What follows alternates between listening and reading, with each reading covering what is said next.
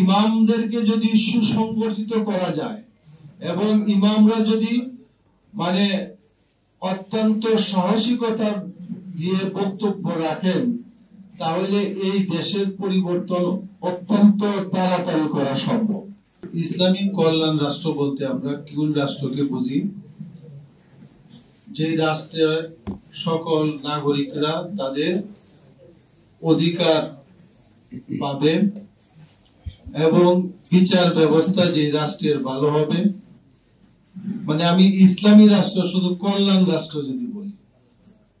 আর ইমামরা যে বক্তব্য রাখেন, ইমামরা যে কথা বলেন, ইমামদের হাতে একটা কিতাব আছে, যে কিতাবের আলোতেই ইমামরা বক্তব্য রাখেন, সেটা হলো আল্লাহর কিতাব। কিতাবুন আনজালনাহু ইলাইকা লিতুখরিজান নাসা মিনাজ যুলমাতি ইলান নূর। যে কিতাব সম্পর্কে আল্লাহ রাব্বুল আলামিন বলেছেন যে হে নবী, আপনার কাছে যে কিতাব আমি দিয়েছি এটা মানুষকে সকল অন্ধকার থেকে আলোর দিকে, অকল্যাণ থেকে কল্যাণের দিকে, মানবতার মুক্তির দিকে যে কিতাব মানুষকে রাহনুমাই করবে, সেই কিতাব হলো আল্লাহর কোরআন।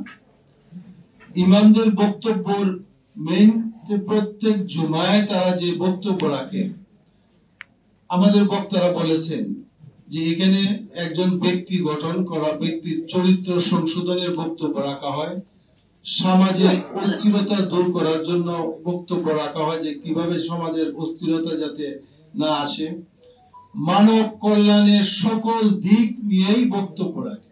সবচেয়ে ভালো একটা দিক দেখেন, বাংলাদেশে এই ইমামরা বক্তব্য রাখে প্রায় মনে করেন প্রায় 4 লক্ষ মেহরাব থেকে ইমামরা বক্তব্য রাখে, এবং যে কোনো ইসলামী স্কলারদের বক্তব্য আমরা অল্প সময়ে ইমামদের মাধ্যমে 4 লক্ষ জায়গায় কিন্তু প্রত্যেক জুমায় সেই বক্তব্য আমরা দিতে পারি।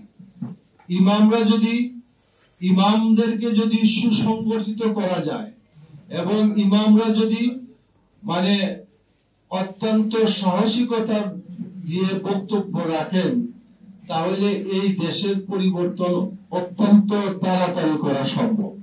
এজন্য জাতীয় ইমাম সমাজ, জাতীয় ইমাম পরিষদ, কারণ আমাদের দেশে তো অনেক পরিষদ আছে, ইমাম সমাজও আছে একটা, তাই না? এই জন্য ইমামদেরকে যদি সেই সংগঠনের পক্ষ থেকে যদি কোনো বিষয়বস্তু বা কথা বলার কোনো রাহনুমাই করা হয়, তাহলে এই কথাটা জনগণের কাছে অত্যন্ত অল্প সময়ে পৌঁছে দেওয়া সম্ভব। এই জন্য এই সংগঠনেরও খুব প্রয়োজন আছে।